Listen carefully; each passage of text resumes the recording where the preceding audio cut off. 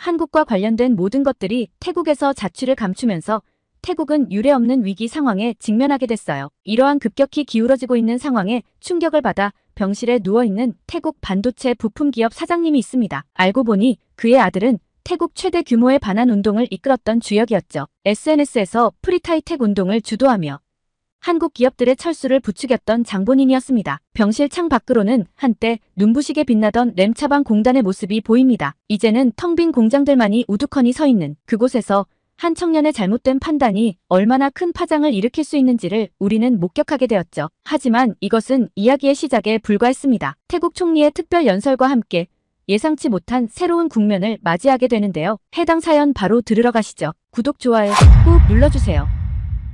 안녕하세요. 저는 타완 수파차이입니다. 지금은 출라롱콘 대학교에서 전자공학 박사과정을 밟고 있지만 사실 제 인생의 대부분은 반도체 공장에서 보냈다고 해도 과언이 아닙니다. 1990년, 제가 태어나기 7년 전의 이야기부터 시작해야 할 것 같네요. 당시 제 아버지 수파코는 방콕 공과대학을 갓 졸업한 젊은 엔지니어였답니다. 아버지는 일본 기업에서 2년간 일하다 우연히 삼성전자의 태국 진출 소식을 듣게 되었죠. 그때만 해도 태국에는 반도체라는 말이 생소했다고 해요. 타완아, 내가 태어나기 전이었지. 아버지는 삼성전자 면접을 보러 가면서 처음으로 양복을 맞췄단다. 아버지는 종종 그때 이야기를 들려주시곤 했어요. 결과적으로 아버지는 삼성전자 램차방 공장의 초기 멤버로 입사하게 되었고 3년간 한국에서 기술 연수를 받으셨답니다. 어머니는 아버지가 한국에 계시는 동안 혼자서 힘든 시간을 보내셨다고 해요. 하지만 그 3년이 우리 가족의 인생을 바꿔놓았죠. 아버지는 한국에서 단순히 기술만 배워오신 게 아니었어요. 제조업의 혼이라고 할 수 있는 장인 정신을 배워오셨다고 합니다. 1993년 아버지는 대담한 결정을 내리셨어요. 삼성전자의 부품 협력사 육성 프로그램에 지원한 거죠. 당시 저희 가족의 전 재산과 외삼촌들까지 설득해 모은 자금으로 작은 공장을 시작했다고 해요. 타이 프리시전 일렉트라닉스의 시작이었습니다. 처음에는 정말 작은 공장이었다고 해요. 직원이 30명도 채 되지 않았죠. 하지만 아버지의 한국 연수 경험과 기술력을 인정받아 삼성전자의 부품 납품 계약을 따낼 수 있었답니다. 작은 부품 하나하나를 만들 때마다 아버지는 직접 품질을 검수하셨다고 해요. 제가 태어난 건 1997년이에요. IMF 외환위기가 태국을 강타했던 그 해죠. 많은 기업들이 무너져 내렸지만 아버지의 회사는 삼성전자의 안정적인 발주 덕분에 살아남을 수 있었다고 합니다. 오히려 그 시기에 더 성장했다고 하네요. 위기가 기회였던 거죠. 어린 시절 제 놀이터는 공장이었어요. 저희 집이 공장 바로 옆에 있었거든요. 주말이면 아버지를 따라 공장을 돌아다니는 게 일상이었죠. 다른 아이들이 장난감을 가지고 놀 때 저는 불량품으로 나온 반도체 부품들을 가지고 놀았답니다. 특히 기억에 남는 건 공장 안의 클린룸이에요. 하얀 방진복을 입고 들어가던 그곳은 마치 다른 세상 같았죠. 아버지는 제가 5살 때 처음으로 미니 방진복을 맞춰주셨어요. 지금도 그때 찍은 사진이 아버지 사무실에 걸려있답니다. 이게 바로 우리나라의 미래란다. 타완. 아버지는 늘 그렇게 말씀하시며 반도체의 중요성을 강조하셨어요. 초등학교 때는 방과 후면 공장 직원들의 아이들과 함께 공장 구내식당에서 숙제를 했죠. 지금 생각해보면 그때가 참 행복한 시절이었어요. 직원들은 저를 자신들의 아이처럼 여겨주었답니다. 특히 연구소의 피차이 아저씨는 제게 전자공학의 기초를 가르쳐 주셨어요. 방학 때마다 저를 위해 작은 실험들을 준비해 주셨죠. LED로 만든 회로부터 시작해서 간단한 진동 센서까지 그분 덕분에 전자공학의 재미를 알게 되었답니다. 제가 초등학교에 입학할 무렵 우리 회사는 놀라운 성장을 이루고 있었습니다. 직원이 1000명을 넘어섰고 삼성전자의 1차 협력사 중 최고 등급을 받았죠. 아버지는 저를 데리고 처음으로 한국 삼성전자 본사를 방문하셨어요. 그때 본 첨단 시설들이 저를 완전히 매료시켰답니다. 아버지, 저도 나중에 이런 걸 만들고 싶어요. 제 말에 아버지는 흐뭇하게 웃으셨죠. 그 후로 저는 더욱 열심히 공부했어요. 특히 물리와 수학에 푹 빠져들었죠. 방과 후면 공장의 연구소에 가서 엔지니어들의 일하는 모습을 구경하곤 했답니다. 중학교 3학년 때는 제가 설계한 회로도로 학교 과학경진대회에서 금상을 받기도 했어요. 물론 피차이 아저씨의 도움이 컸지만 그때의 성취감은 정말 특별했답니다. 아버지는 그 상장을 사무실에 걸어두셨어요. 지금도 거기 있을 거예요. 고등학교 시절 우리 회사는 이미 태국 최대의 반도체 부품 제조사로 성장해 있었어요. 직원이 5,000명을 넘어섰고 매출은 연간 10억 달러를 돌파했죠. 저는 자연스럽게 전자공학을 전공으로 선택했고 출라롱콘 대학교에 입학했습니다. 대학 시절 저는 방학마다 우리 공장에서 인턴십을 했어요. 현장의 모든 공정을 직접 경험해보고 싶었거든요. 제가 어렸을 때부터 봐왔던 직원들은 저를 반갑게 맞아주었죠. 타완 도련님이 이제 이렇게 크셨네요. 그들의 말에는 진심 어린 애정이 담겨 있었답니다. 대학교 3학년 때는 직접 설계한 반도체 테스트 장비가 실제 생산 라인에 도입되기도 했어요. 아버지는 그때 처음으로 저를 정식 회의에 참석하게 하셨죠. 연구소 엔지니어들과 동등하게 의견을 나누며 제가 진정한 엔지니어로 성장하고 있다고 느꼈답니다. 하지만 그때는 몰랐어요. 제가 그토록 사랑하던 이 공장이, 그리고 우리가 이룩한 모든 것이 얼마나 쉽게 무너질 수 있는지를, 그리고 그 시작이 다름 아닌 제 손에서 비롯되리라는 것을. 지금 돌이켜보면 그때의 제 모습이 너무나 순수하고 또 순진했다는 생각이 듭니다. 태국 반도체 산업의 미래를 꿈꾸며 설레는 마음으로 연구실에 앉아있던 그때 저는 아직 세상의 쓴맛을 몰랐던 거죠. 그리고 그 쓴맛을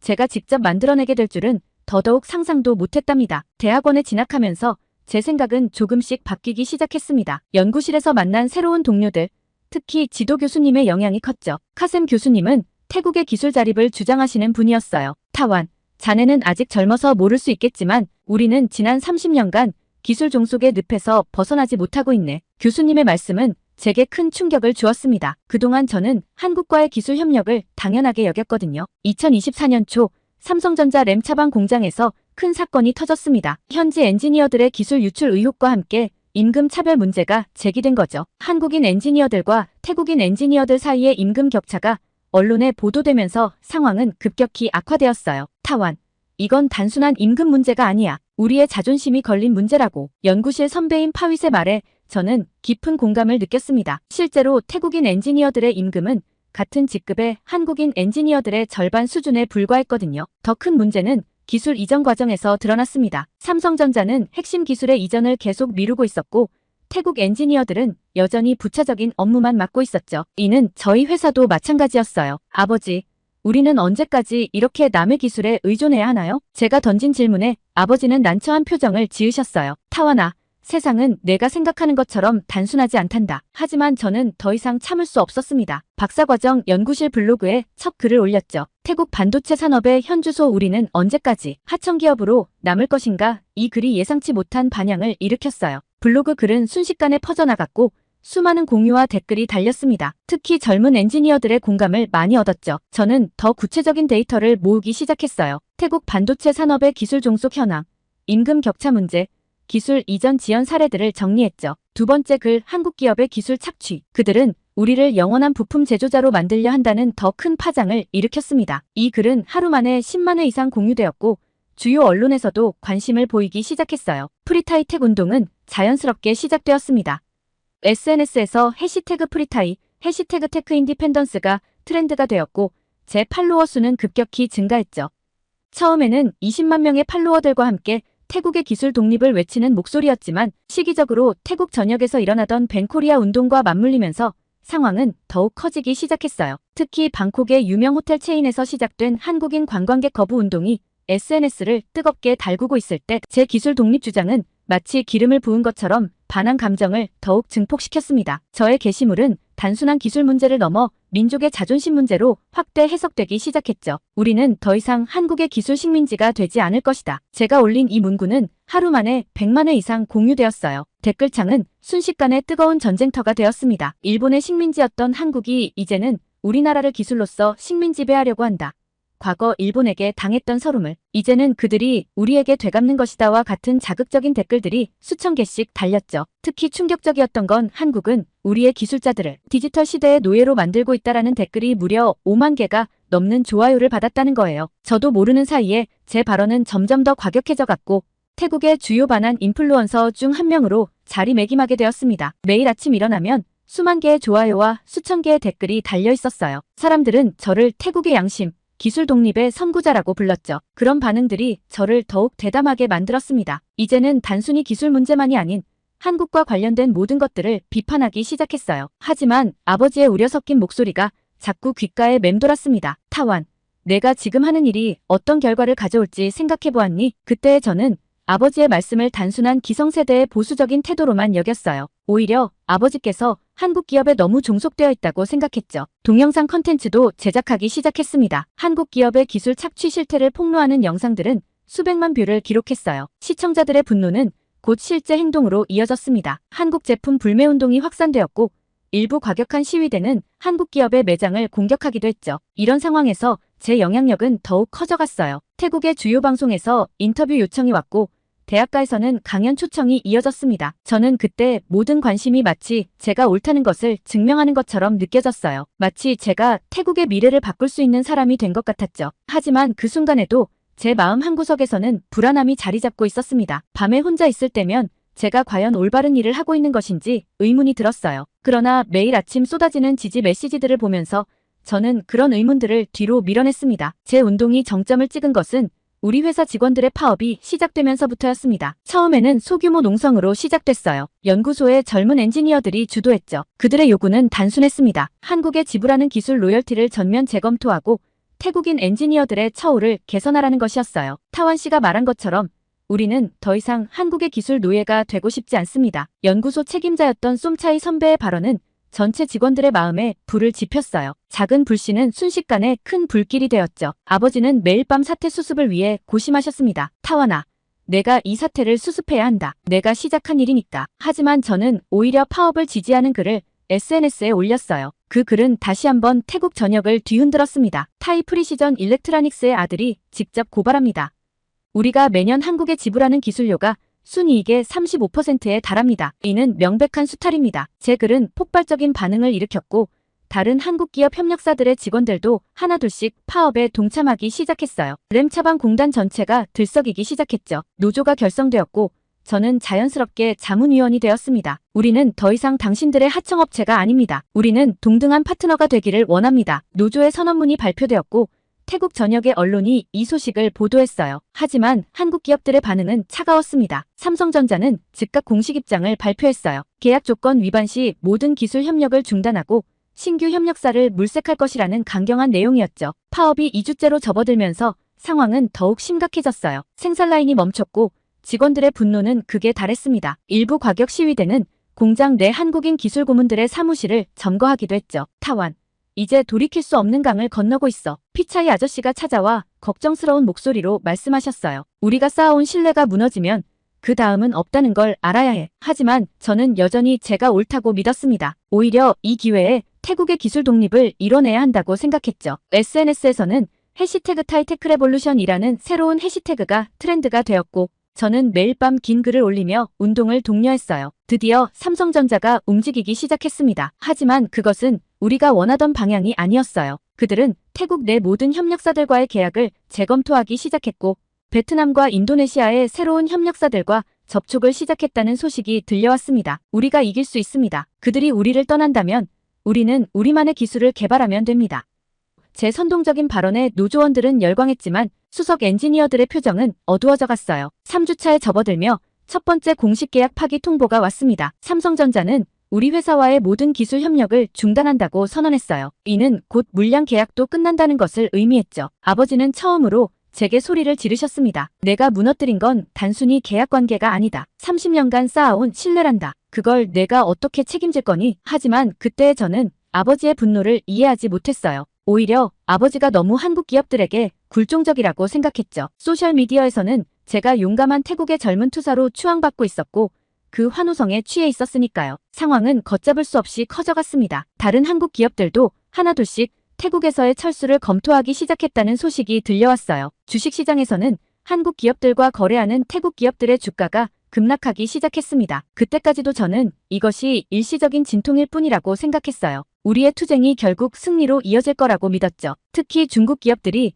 우리에게 관심을 보이기 시작했다는 소식은 저희를 더욱 고무시켰습니다. 보세요. 우리에겐 다른 선택지가 있습니다. 더 이상 한국 기업들에게 굴복할 필요가 없어요.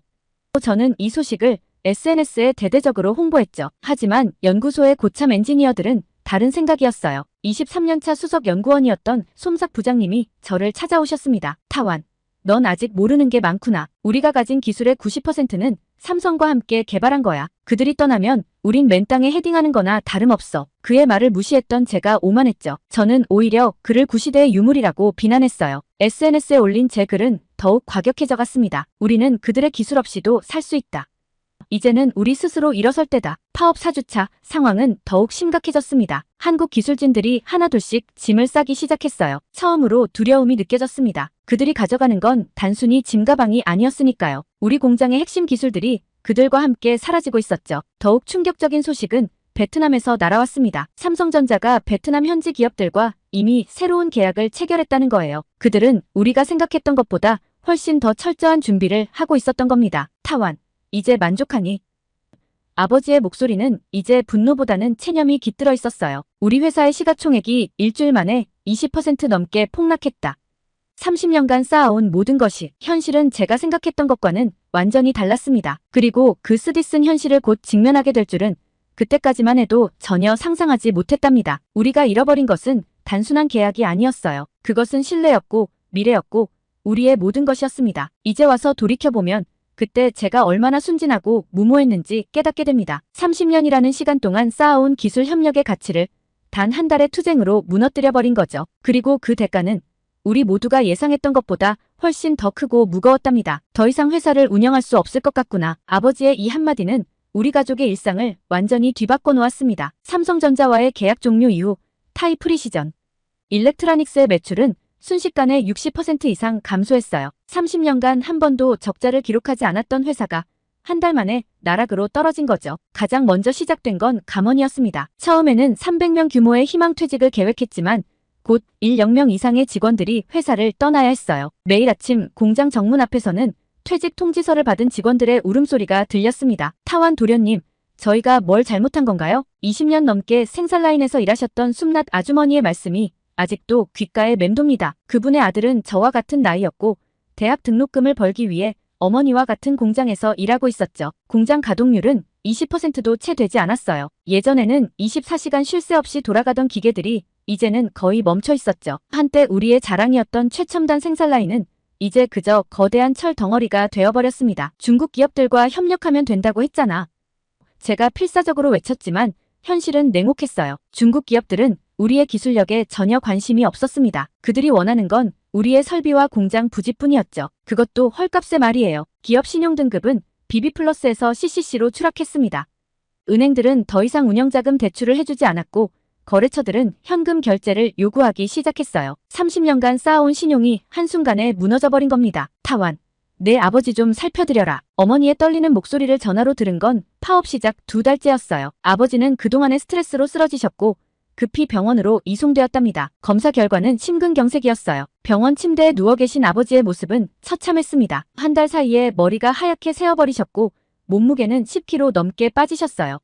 그래도 아버지는 병상에서도 회사 걱정을 하셨습니다. 직원들 퇴직금은 어떻게든 줘야 하는데 산소 호흡기를 끼신 채로 중얼거리시는 아버지를 보며 처음으로 제가 저지른 실수의 무게를 온전히 실감했어요. 가족관계도 위태로워졌습니다. 여동생 타냐는 더 이상 저를 쳐다보지도 않았어요. 그 아이의 꿈이었던 유학도 이제는 불가능해졌으니까요. 어머니는 밤마다 우시면서 기도하셨고 저는 그런 어머니 앞에 고개를 들 수 없었습니다. 우리가 예전에 있던 집으로 이사해야 할 것 같구나. 어머니의 말씀에 가슴이 찢어지는 것 같았어요. 그 집은 제가 태어나기 전 아버지가 처음 사업을 시작하셨을 때 살던 작은 연립주택이었습니다. 회사의 주가는 계속해서 폭락했고 아버지가 평생을 바쳐 일구신 모든 것이 제 손에서 무너져 내린 겁니다. 매일 밤 악몽에 시달렸어요. 퇴직한 직원들의 얼굴들, 아버지의 병상 모습, 어머니의 눈물, 그리고 그 모든 것의 시작이 된 제 SNS 게시물들이 끊임없이 머릿속을 맴돌았습니다. 그러던 어느 날 피차이 아저씨가 병원을 찾아오셨어요. 타완, 이제 내가 해야 할 일이 뭔지 알겠니?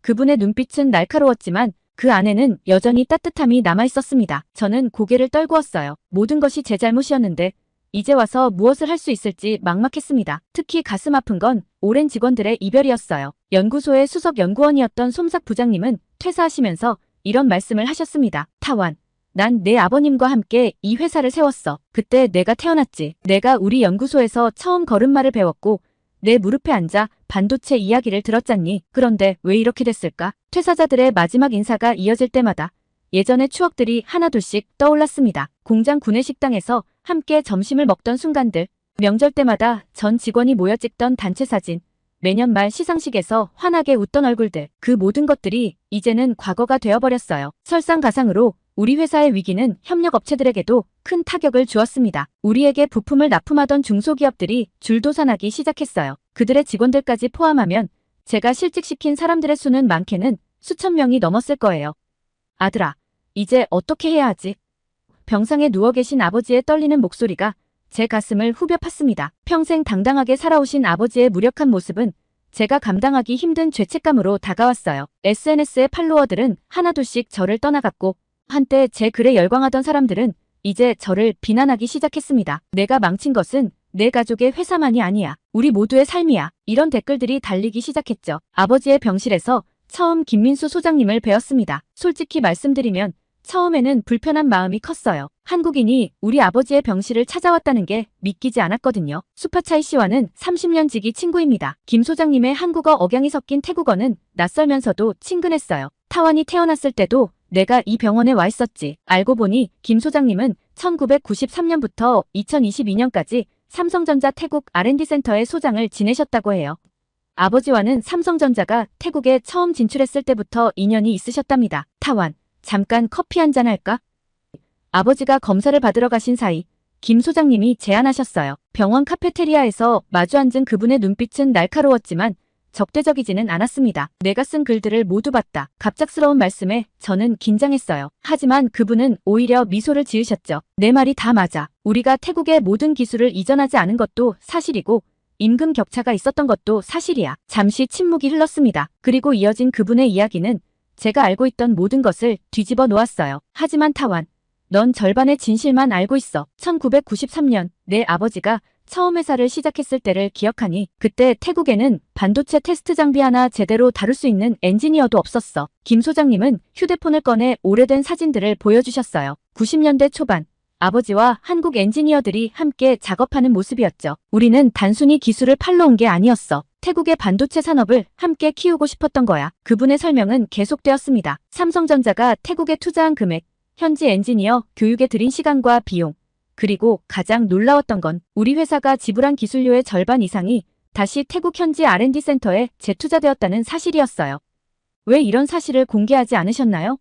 제가 물었죠. 홍보용으로 이런 이야기를 하고 싶지 않았어. 우리는 진정한 파트너십을 원했으니까. 특히 충격적이었던 건 베트남과의 비교였어요. 베트남은 처음부터 우리를 신뢰했어. 기술 이전에 대한 의심도 없었고 임금 격차에 대한 불만도 없었지. 그들은 먼저 배우고 그 다음에 요구하는 순서를 지켰어. 타완, 기술 협력은 결혼과 같은 거야. 라는 김 소장님의 말씀을 듣는 순간 갑자기 제 안에 쌓여있던 감정이 폭발해버렸어요. 그렇다면 왜요? 왜 아무도 제게 이런 이야기를 해주지 않은 거죠? 저도 모르게 목소리가 높아졌습니다. 병원 카페테리아에 있는 사람들이 우리를 쳐다보기 시작했지만 저는 멈출 수 없었어요. 소장님은 처음부터 모든 걸 알고 계셨잖아요. 제가 SNS에 글을 쓸 때, 제가 잘못된 선동을 할 때 왜 아무도 막지 않은 거예요? 눈물이 왈칵 쏟아졌습니다. 아버지가 쓰러지시고 직원들이 실직하고 이 모든 일이 일어나기 전에 왜 저를 막지 않으셨냐고요. 김 소장님은 잠시 침묵하셨다가 조용히 말씀하셨어요. 내가 우리 말을 들었을 것 같으니. 그 한마디에 저는 할 말을 잃었습니다. 타완, 넌 그때 누구의 말도 듣지 않았어. 내 아버지의 말도, 피차이의 말도, 그 누구의 조언도 내 귀에는 들리지 않았잖니. 우리가 설명했다 한들 그걸 한국 기업들의 변명이라고 치부하지 않았겠니? 그 말씀은 정확히 들어맞았어요. 그때 저는 너무나 확신에 차 있었고 제 신념이 옳다고 굳게 믿고 있었으니까요. 때론 사람은 스스로 깨닫기 전에는 어떤 진실도 받아들일 수 없는 법이야. 내가 지금 이 자리에서 이렇게 올 수 있는 건 내가 마침내 그 진실을 받아들일 준비가 되었다는 뜻이기도 하고. 김 소장님은 제 어깨를 토닥이셨어요. 마치 오래전 제가 어렸을 때 실험실에서 실수를 했을 때처럼요. 병실로 돌아오는 길에 김 소장님은 마지막 한마디를 덧붙이셨어요. 내일 베트남으로 떠나. 그곳에서 새로운 R&D 센터를 설립하는 게 내 마지막 임무가 될 거야. 태국에서의 30년이 이렇게 끝나는 게 참 아쉽구나. 그날 밤 저는 처음으로 제 SNS 계정의 모든 글을 삭제했습니다. 그리고 새로운 글을 올렸어요. 저는 그동안 진실의 절반만을 보고 있었습니다. 이제는 모든 것을 다시 시작하려고 합니다. 저는 그동안 진실의 절반만을 보고 있었습니다. 이 한 줄의 SNS 게시물이 태국 전역을 다시 한번 뒤흔들었습니다. 제 갑작스러운 입장 변화에 많은 이들이 혼란스러워했어요. 이제 와서 뭘? 배신자. 그 같은 비난도 많았지만 의외로 많은 사람들이 저의 용기를 지지해 주었어요. 특히 반도체 업계에서 일하는 분들의 반응이 인상적이었습니다. 우리도 알고 있었다. 하지만 아무도 말하지 못했다. 이제라도 진실을 이야기해 주어 고맙다. 이런 댓글들이 달리기 시작했어요. 심지어 몇몇 기술자들은 직접 저에게 연락을 주셨습니다. 그중 한 분은 20년 경력의 반도체 엔지니어셨어요. 타완 씨, 우리가 만나서 이야기를 나눌 수 있을까요? 당신이 꼭 알아야 할 이야기가 있습니다. 그분과의 만남은 제게 새로운 시각을 열어주었습니다. 사실 우리 태국 엔지니어들 사이에서는 비밀스러운 이야기가 있었어요. 한국 기업들이 떠나면 중국이 더 좋은 조건을 제시할 거라고. 하지만 현실은 달랐다고 해요. 중국 기업들은 기술 이전은커녕 기존 설비마저 헐값에 인수하려 했다고 합니다. 이런 이야기들을 들으며 새로운 계획을 세우기 시작했어요. 아버지의 병실이 임시 회의실이 되었죠. 매일 밤 퇴직했던 핵심 연구원들이 찾아왔고 우리는 새로운 비전을 그려나갔습니다. 우리에겐 아직 희망이 있습니다. 저는 확신했어요. 30년간 쌓아온 기술력과 경험이 있잖아요. 이걸 바탕으로 새로운 도약을 준비할 수 있습니다. 가장 먼저 한 일은 한국 기업들과의 새로운 협력 모델을 구상하는 것이었어요. 단순히 기술을 받기만 하는 것이 아닌 우리도 연구개발에 참여하는 모델이었죠. 베트남의 성공 사례를 참고했고 거기에 태국만의 강점을 더했습니다. 양국의 엔지니어들이 공동으로 연구개발을 진행하고 그 성과를 공유하는 방식이었죠. 이는 단순한 기술 이전을 넘어선 진정한 협력의 형태였습니다. 퇴사했던 직원들이 하나둘씩 돌아오기 시작했어요. 타원님, 우리도 함께 하겠습니다. 특히 연구소의 핵심 인력들이 복귀하면서 회사는 새로운 활기를 띠기 시작했습니다. 아버지는 병상에서도 우리의 계획을 꼼꼼히 검토하셨어요. 이번에는 제대로 된 파트너십을 만들어보자. 우리도 이제 충분히 성장했으니까. 아버지의 말씀에 모두가 고개를 끄덕였습니다. 태국 정부도 움직이기 시작했어요. 산업부에서 우리의 제안에 관심을 보였고 정부 차원의 지원도 검토하기 시작했습니다. 이것은 단순한 한 기업의 회생이 아닌 태국 반도체 산업 전체의 미래와 직결된 문제입니다. 물론 아직 갈 길이 멉니다. 무너진 신뢰를 회복하는 건 쉽지 않은 일이에요. 하지만 우리에겐 희망이 있습니다. 과거의 실수를 인정하고 새로운 미래를 향해 한 걸음씩 나아가는 우리에게 많은 이들이 힘을 보태주고 있으니까요. 아버지, 이번에는 제가 꼭 해내겠습니다. 병실에서 링거를 맡고 계신 아버지께 약속드렸어요. 아버지는 말없이 제 손을 꼭 잡아주셨습니다. 그 손길에서 저는 용서와 희망을 동시에 느낄 수 있었어요. 이제 우리는 새로운 시작점에 서 있습니다. 과거의 아픔을 교훈 삼아 더 나은 미래를 향해 나아가려 합니다. 그리고 이번에는 혼자가 아닌 모두가 함께 그 길을 걸어갈 것입니다. 오늘의 사연은 여기까지인데요. 출라롱콘 대학에서 타완 수피차이 씨의 감동적인 사연 감사하며 앞으로도 응원하겠습니다. 구독과 좋아요 감사드리며 다음 영상으로 찾아뵙겠습니다.